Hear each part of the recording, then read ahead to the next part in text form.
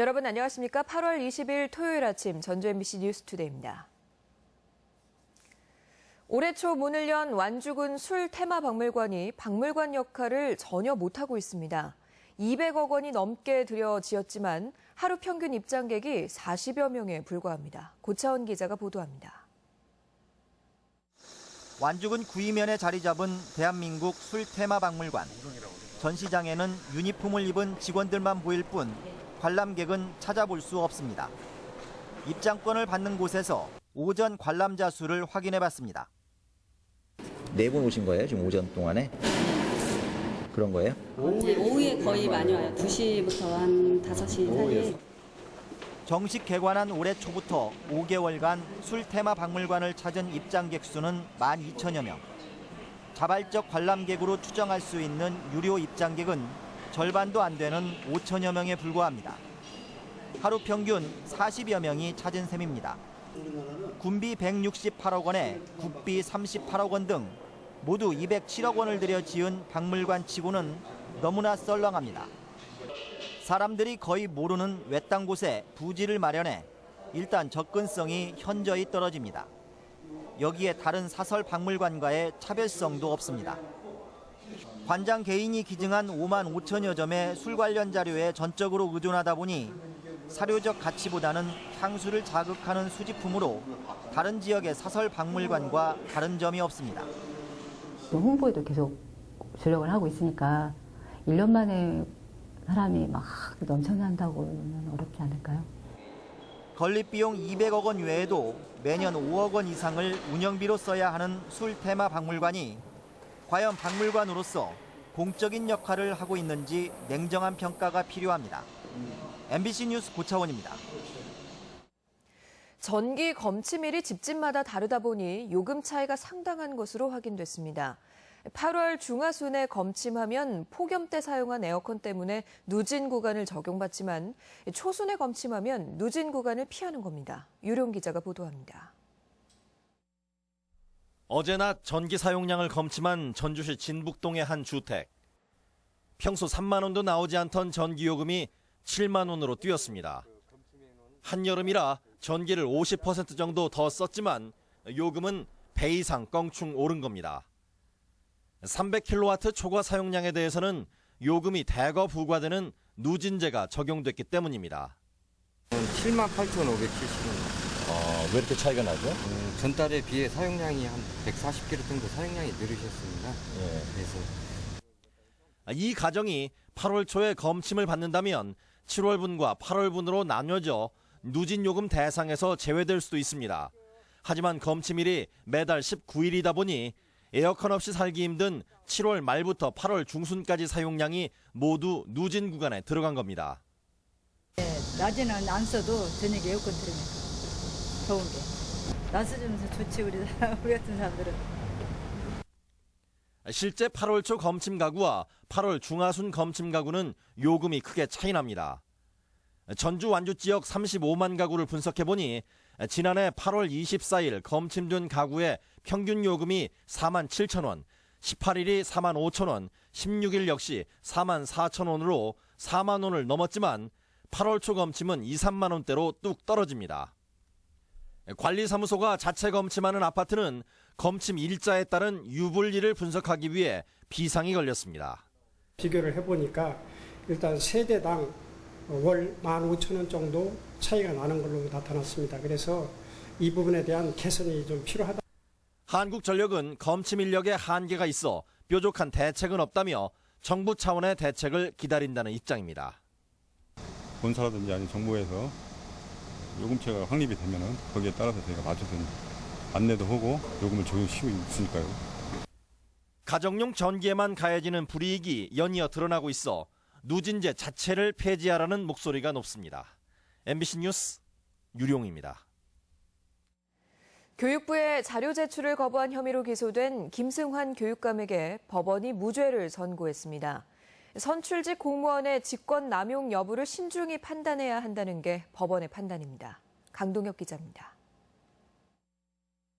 김승환 전북교육감은 지난해 직권남용 혐의로 기소됐습니다.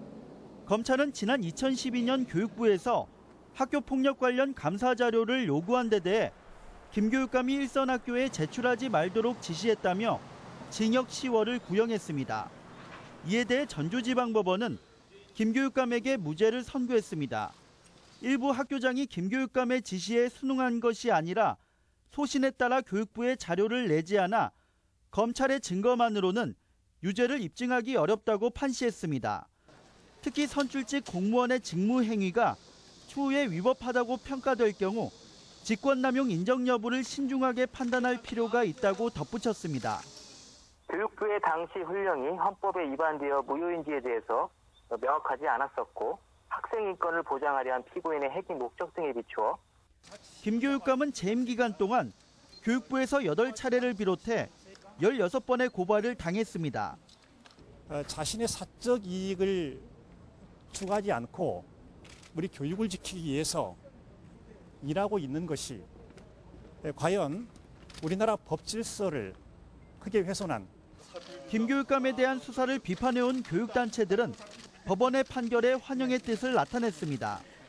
검찰이 항소 여부를 검토할 예정이지만 김 교육감은 재작년 시국선언교사 징계 사건 무죄 확정에 이어 이번 무죄 판결까지 재판마다 승소하고 있습니다.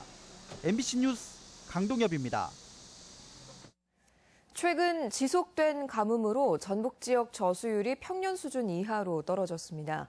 전라북도는 지난 16일 기준 도내 저수지 평균 저수율은 60.8%로 가뭄이 극심했던 지난해보다는 높지만 평년보다 8.5%가량 낮다고 밝혔습니다.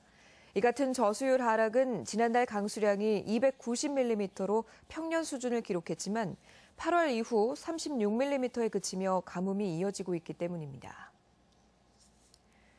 전주시가 열섬 현상 완화 등을 위해 상반기에 16,000그루의 나무를 심었다고 밝혔습니다. 전주시는 도심 동네 숲과 벽면 녹화, 옥상 녹화 사업 등을 벌여 16,000여 그루의 나무를 심었고 하반기에는 240여 개 공원에 가족나무를 지정해서 관리하는 시민참여 공원관리 사업을 추진한다고 밝혔습니다. 또 나무 심는 비용 일부를 시민이 부담하면 기념식수를 할 수 있는 한가정 한나무 갖기 운동도 시작할 예정입니다. 도내 연구기관이 보유한 장비가 매우 열악한 것으로 나타났습니다. 전라북도가 국가와 각 지자체에서 출연한 연구기관 42곳의 연구개발 장비 2,300여 점을 점검한 결과 22%가 내구 연한을 넘긴 것으로 조사됐습니다. 나머지 35점은 고장이 나서 사용을 못하고 있고 8점은 폐기 처분이 필요한 상태지만 국비 확보가 어려워 장비 구매 계획이 불투명한 것으로 지적됐습니다. 다음은 우리 지역의 문화와 행사 소식 전해드립니다. 전라북도 어린이 국악관현악단이 내일 한국소리문화의 전당 연지홀에서 13번째 정기연주회를 갖습니다. 군산 시민예술촌 상설공연단이 무더위를 날릴 스릴러 버스킹 콘서트를 내일 은파호수공원에서 진행합니다. 소리꾼 이희정이 내일 전주 소리문화관에서 창작 소리극 장화홍련을 선보입니다. 가족 뮤지컬 하늘을 나는 피터팬이 오늘 김제문화예술회관에서 공연됩니다. 소프라노 김진희와 함께하는 은파 뮤직포유의 토요 음악회가 오늘 카페 뮤직포유에서 열립니다. 익산문화재단은 하림과 하이트가 함께하는 서머 페스티벌을 오늘 문화예술의 거리에서 진행합니다. 삼천 야한 플리마켓 행사가 오늘 전주 삼천동 막걸리 골목 내에서 열립니다. 성공하는 자녀 만들기 학부모 교육 강좌가 오늘 익산 육아종합지원센터에서 있습니다.